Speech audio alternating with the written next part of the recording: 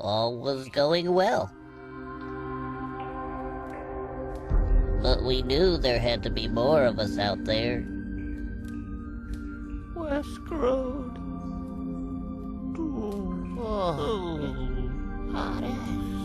And we were gonna find them.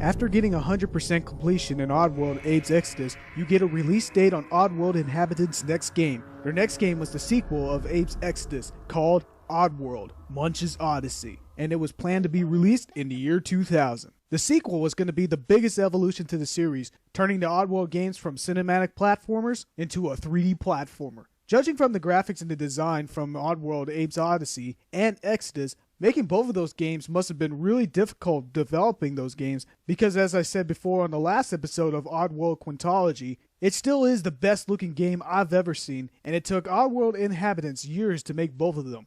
Putting the series into 3D would indeed be a challenge for the company, however, it will destroy the cinematic platformer genre because it is the only successful game in this whole genre that has any commercial success. After seeing Eric Chahi's Heart of Darkness commercially failed, it shows that this underrated genre is dead, and Oddworld Inhabitants cannot afford taking any more risk on continuing this genre that has hardly any popularity. But at the same time, making this change will make the fan base feel mixed about this decision. All of us were expecting Munches Oddysee to be on the PlayStation 2 in the year 2000, as it was said in the 100% completion at the end of Abe's Exodus. But for some odd reason, Oddworld Inhabitants delayed the game. So why was Munches Oddysee delayed from its original release date? On March 2000, a new console was announced, and it was more powerful than the PlayStation 2. Bill Gates, the chairman of Microsoft, introduced the world the company's first video game console, and it was the Xbox, and it was going to be released on November 2001.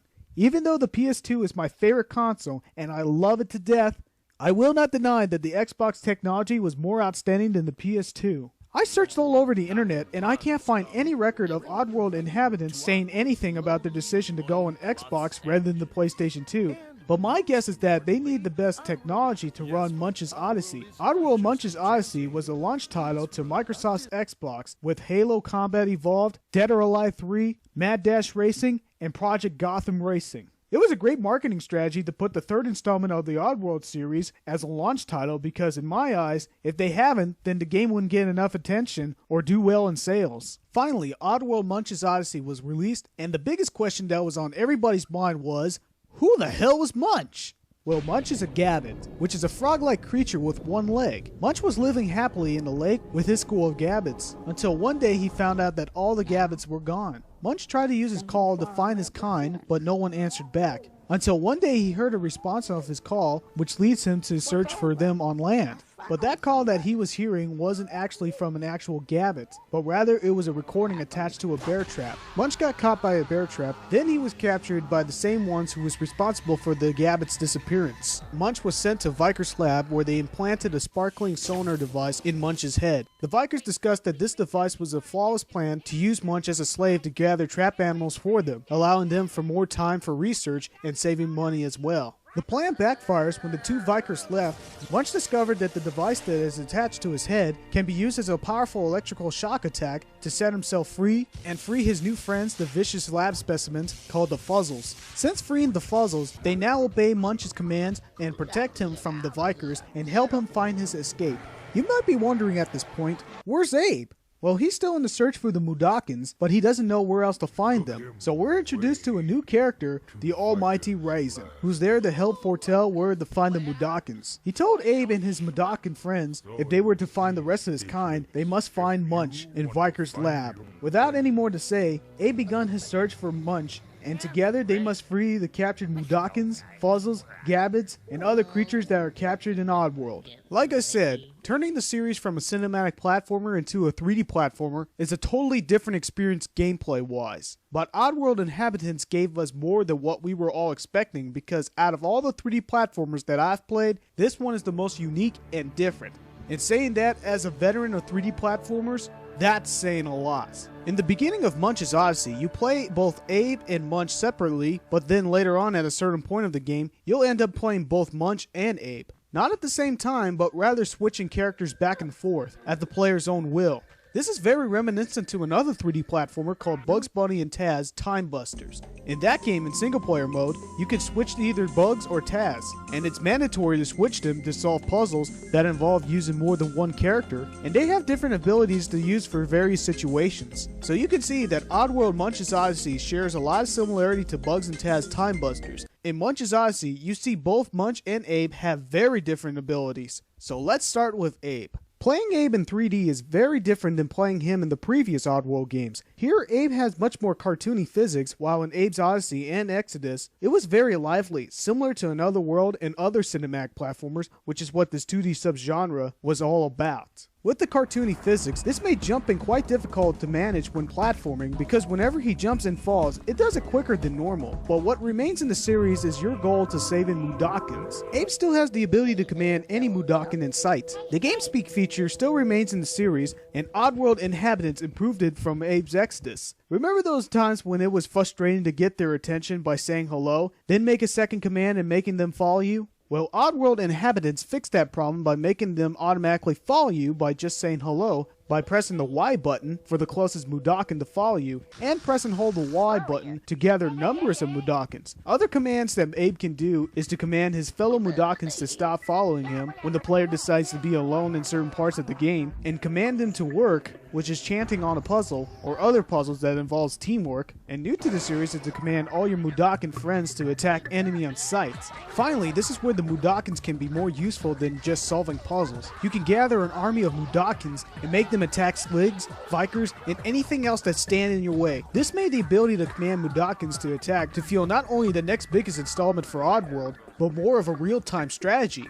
Oh, so this is where the Ratchet & Clank series got Clank's gameplay. The Mudokons in Munch's Oddysee is smarter, faster, and more responsive than ever before, and now finally, they can defend themselves. Unlike the previous games before it, they always rely on you to help them throughout the entire game. Like Abe's Exodus, not all the Mudokons are the same. Remember in Abe's Exodus, you had normal, depressed, pissed off, high, and blind Mudokons? Oddworld inhabitants decided to remove the Mudokon's mood, which was introduced in Abe's Exodus, so that the player won't be frustrated when trying to gather Mudokons. So they gave us new kinds of Mudokons. The native Mudokons, who are the most common Mudokons that you will often find and always do as you command. The scrub Mudokons are the captured Mudokons who will do what you command, but they don't have the ability to attack since they see themselves as weak. And for the more powerful ones, you got a Mudokon called the Tomahawker that carries a giant club to smash their enemies. And these guys are the best guys to gather whenever you want to attack numbers of enemies. And the Mudarcher, who carries a bow and arrow to shoot at their enemies at long distances. And finally, the Shaman, who cannot be gathered, but they always appear in these circles on the ground to tell you what to do in each level. And you gotta love their sense of humor every time they speak.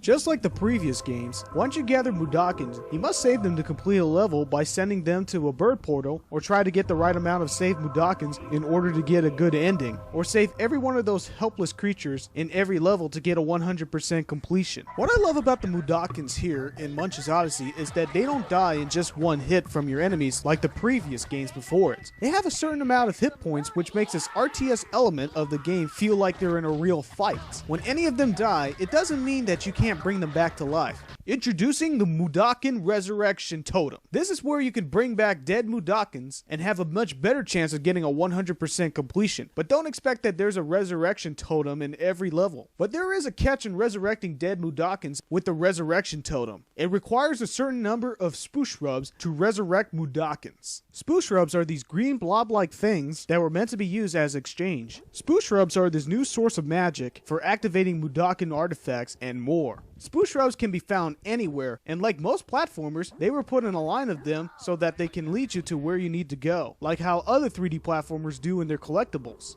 But what I like about the Spoosh Reps collectibles is that you don't feel screwed when you're out of them when you collected all of them in the level and you don't have enough of them to activate a certain artifact. You can literally grow a collected Spoosh Rubs into new ones by chanting. It's a great feature, but considering that there are too many of them, which makes growing as many as you want to be quite tedious. Spoosh Rubs are used for exchange in not only resurrecting Mudokons in the Resurrection Totem, but also can unlock doors with the Spoosh Lock, transform any Mudokon into either a Mudarcher or a Tomahawker, and powers your chant abilities. Speaking of which, since the series made the jump to 3D, you have more control of your chant, meaning that you can move this chant to anywhere you want it to go and possess an enemy. But unfortunately, in this installment of the series, this made chanting more limited by making Spoosh Rubs another big reason why you need to collect them. Other abilities Abe can do is climbing, jumping, sneaking, grab, carry and throw his Mudokon friends, and attack. Whoa! You can attack in this game? Holy shit, you can attack! Abe can finally attack in Oddworld! I mean, okay, which button is it? Alright, is it this button? No. No, those are the controls, the jump button. That's the start button. That switch. I mean, where the hell is the attack button?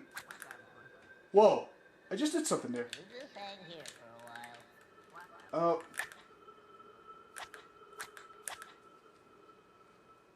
That's the attack button? You're telling me that is the attack button? That is the worst place you could ever possibly put an attack button. I mean, look at this. You're basically trying to attack somebody, and all you're doing is clicking the analog stick, and it's not even doing much. What the fuck? Look! It's in the right analog stick instead of the other buttons! Look at this! The white button is completely useless! I mean, Jesus Christ! I mean, are you telling me that this is just confusing? I look at the options menu. The options menu, when you try to go to the controls in the options menu, they will not let you change the controls. That is the main problem about the Oddworld series. They never let you change the controls. You're telling me that I have to play the game like this? Okay, on Munch's gameplay. Playing him is completely different than playing Abe. He can't walk right since he only has one leg, so he's basically hopping on one foot when he's on ground. But that doesn't mean that you can't enjoy playing as Munch, because it's possible for him to move fast. He has the ability to swim on water. Unlike Abe, when he goes in a body of water, he dies. This made switching characters an important feature. Since he moves slow on land, it is possible for him to be moving fast by riding on a wheelchair. What's unique about Munch is that he has the ability to attack by conducting electricity with a device that is planted on his head to destroy objects, enemies, and free captured fuzzles. But you only have the ability to shock once you drink a specific power-ups from the Vendos, which I'll get to later in this review. Fuzzles are a huge focus when playing as Munch, similar to how the Mudokons are a huge focus for Abe. Munch's duty is to gather and rescue fuzzles. They will obey only Munch's command. He could command them to follow him, wait for him, and attack. And these little guys are more vicious than the Mudokons when they are in battle. But unfortunately, unlike the Mudokons, when the fuzzle dies, you can't bring him back to life. So this makes trying to keep all the fuzzles alive feel very challenging. But there is a thing about playing as Munch. The Mudokons won't listen to him, as well as the fuzzles won't listen to Abe. But the unique thing is that when you're playing as Munch, you can command Abe, and when you're playing as Abe, you can command Munch. So as long as Munch and Abe are listening to each other in gameplay, they can use their gathered army as one. It's complicated, but it does make sense when you think about it. Another thing that Munch has over Abe is that he can control machinery, since Abe doesn't know much about technology. So whenever you see something that looks like you can control, you can switch to Munch and he can control various of machines and use them against enemies, solve puzzles, and clear passageways. Not much that I can say about Munch's gameplay other than it's more challenging than playing as Abe, so let's talk more about Oddworld Munch's Oddysee. One of my favorite features in this installment of the series is the use of the Vendos, which are these vending machines that will give you special power-ups for a brief moment. Once either Abe or Munch drinks the drink from the Vendos, this is where things gets to the extreme. So here are the power-ups from each Vendo. The Zap Vendos, which gives Munch his zapping ability for him to attack his enemies. Invisible Vendos, which turns your character invisible. Bounce Vendos, which makes your character jump higher than before. Aqua Bounce, which makes Munch jump higher on water. And the Espresso Vendo, which makes either one of the characters to run fast as hell. Clearly, the Vendos is the one thing that made the Oddworld series more fast-paced than the past games of the series. In fact, the Oddworld series, along with the modern Prince of Persia games, are the only cinematic platformers that were successful enough to evolve the 3D. The only problem is, it's not a cinematic platformer, which caused a lot of upgrades from the previous Oddworld games, and unfortunately there are plenty of downgrades from this transformation. First off, the platforming and jumping mechanics were very frustrating to manage. Like I said, the way Abe jumps in this installment of the series is quite awkward. It's not like the previous Oddworld games where the physics in the game were very cinematic, but rather, the cartoony physics made it quite hard to platform, and honestly, I could never get used to the jumping mechanics, which made platforming for me quite difficult to execute. Not to mention that the action button is also the same as the jump button. This causes a lot of aggravation as well when you want to activate switches or carry Mudokons and other characters and objects. In order for this action button to work is if you place your character precisely in the right position in order for this specific action to be executed. If you're not in the right position and you press the A button,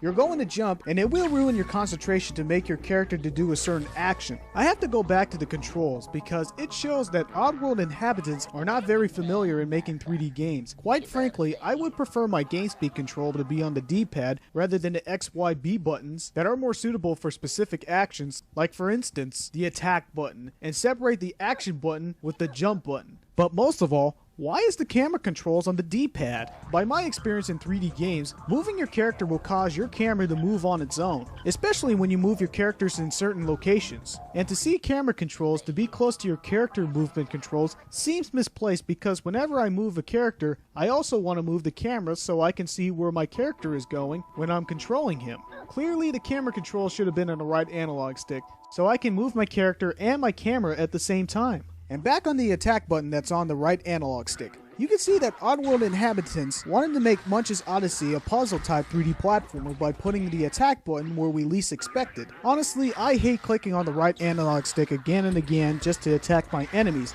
not to mention that Abe's attacks is just bitch slapping, which doesn't really affect your enemy's hit points. You can argue that Oddworld inhabitants wasn't going for action, but that's just wrong because you can control machines to shoot machine guns, and you can already tell that you're doing this right on the right analog stick, which is mandatory when getting past through certain passageways with a lot of enemies. Why honestly, if they're going to put the Vendo machines in good use, it would be better if they used more power-ups such as steroiding Aid to be strong enough to give his enemies one-hit kills, or summon a super chance, and some more power-ups that your character can attack rather than just giving Munch an electrical shock power. I know it's really hard to accept this change, but what difference would it made if the series remained in 2D? Since the release of Oddworld Munch's Oddysee, I have met a lot of Oddworld fans that were very disappointed with this installment of the series for various reasons. 1. They wish that the series should have been in 2D because they see the flaws, as well as I do, with not only the controls, but also other changes that made the fans confused with the changes being made. 2. They were too much of a Sony fanboy that they hate Oddworld inhabitants' decision to jump to the Xbox rather than remaining on the PlayStation 2. And 3. Fans just wanted to remain saving Mudokons only, hated the Fuzzles, and wished Munch was never a main character of the Oddworld series. The third reason is why I have a problem with the Oddworld fans. They're so nostalgic that they only want to remain saving Mudokons in the Oddworld series. They don't want to see anything else in Oddworld but Abe all the time. I hate to break it to you guys, but Abe's adventure in Oddworld was supposed to be just one game. What I mean is that Oddworld Abe's Oddysee and Abe's Exodus is actually the first installment of the Oddworld Quintology. So in other words, Abe's Oddysee and Exodus are together one chapter, and Munch's Oddysee is the second chapter of the Oddworld Quintology. Alright, quick history lesson. Oddworld Munch's Oddysee was originally planned for the PlayStation 2. It's the third game in the Oddworld series, but officially it's the second game in the Oddworld Quintology. Are you with me? This is called Oddworld Quintology for a big reason. Because Oddworld inhabitants intended to show a whole new video game universe that has no humans or any earthly creature that has already been seen, and they succeeded by giving us a very original experience. What Oddworld inhabitants truly succeed in Munch's Oddysee is to expand the universe in Oddworld, more than they did with Abe's Oddysee and Abe's Exodus. Even though I love both of those games to death and still claim it to be one of the best games ever, let's be honest here. Just saving Mudokons all the fucking time will not go anywhere or show us anything new in Oddworld, period. Having Munch introduced to the series finally gave us a reason to get Abe out of those depressing factories. Going through it twice was good enough, but doing it for the third time will be just as tiring, just like the Tomb Raider series, where all Lara Croft did was just finding the treasure, and we were all burnt out on it on Tomb Raider the Angel of Darkness. And it did the same thing over a decade. Don't let the downgrades turn you down, because the upgrades of Munch's Oddysee are a big improvement over the past Oddworld games. Finally, you have a much more improved game speak, smarter AI, no more one-hit kills, more exploration than ever before, and gave us new challenges, which includes teamwork when switching characters and using gathered Mudokons and fuzzles. There is so much that were put in this game that I find it very welcoming to the series. Many people who reviewed this game when it was released criticized Munch's Oddysee for not having much variety. That statement is hypocritical considering that they gave the other Oddworld games before this one a high rating, because I didn't find much variety in saving Mudokons in the past Oddworld games other than getting a good or bad ending. So if you're gonna bash Oddworld Munch's Oddysee for not having much variety, then how did the other games get a higher score than this one, when it had much more variety than before? Not to mention that Oddworld Munch's Oddysee is perhaps the longest game in the Oddworld series. Seeing everything finally in 3D felt more adventurous, and it was just as atmospheric as the previous games rather than just feeling like a totally different game, by of which all the stuff in the background from Abe's Oddysee and Exodus felt like they were all brought to 3D in Munch's Oddysee. Unlike most 2D games that transform to 3D, that feels like a completely different game. I'm so glad that they remained that haunting beauty that really reminds me of the old Oddworld games. And to put a cherry on top, the soundtrack in Oddworld Munch's Oddysee is one of the best of the series. Clearly, this game has been misjudged by both critics and fans alike. I know Munch's Oddysee is not better than Abe's Oddysee and Exodus, but just because it's not better does not mean that you should hate the game. I mean, take a look at one of my favorite games, Gex 3 Deep Cover Gecko. To me, it's not better than Gex Enter the Gecko, but should I hate it just because the atmosphere is too dark and a bit more difficult? No, I still love this game because it was far from shit and was a worthy sequel. So I don't know why certain fans of the original Oddworld games from the PS1 and PC should hate this game when it expanded the universe of Oddworld. Really, Oddworld inhabitants just wanted to show more of Oddworld, and just seeing Mudokons all the time won't go anywhere. Which is why Oddworld Stranger's Wrath, which I'm going to be discussing on Oddworld Quintology Part 3, is another game that has been greatly misjudged by the fans of Oddworld. My official score for Oddworld Munch's Oddysee is a 4 fingers out of 5. Only just because the controls and button layouts was just a big flaw. What this game did quite well is putting the game speak in 3D, which made Oddworld Munch's Oddysee a mixture of a 3D platformer mixed with puzzles and real-time strategy. And future games borrow such an element such as Clank's gameplay for Ratchet & Clank and Brutal Legend to have characters to command what to do rather than pointing and clicking how RTS normally does. Honestly, Munch's Oddysee left a lot of creative ideas, and there is no argument that back in 2001, this game was ahead of its time. And it's a shame that Oddworld Munch's Oddysee is a forgotten gem, and it's much better than what many people say it is. And this wraps up part 2 of Oddworld Quintology. The real reason why it took this long to make a review on just one game is because it's clearly more than what people think it is. It took me months of research in doing this review because there isn't that much information on the web on Munch's Oddysee, which shows me that this game is truly forgotten. The main reason why I put so much attention on Munch's Oddysee is because I love the partnership between Abe and Munch, which today reminds me of Ratchet & Clank and other video game duos out there that have unique personalities. But even though the controls is a problem of the game, there are other great games like Call of Cthulhu Dark Corners of the Earth that has terrible controls, but it was still just enjoyable just to experience such a game. However, there is a PC port of Munch's Oddysee that was released not too long ago and was part of the Odd Box, which was also included in Steam and Gamersgate.com, which was a good port, but had slightly better controls than the Xbox. But really, I can't memorize all the buttons and game speed commands on the keyboard. So that's my review of Oddworld Munch's Oddysee. So join with me next time when we jump to Oddworld Quintology Part 3 on Oddworld Stranger's Wrath.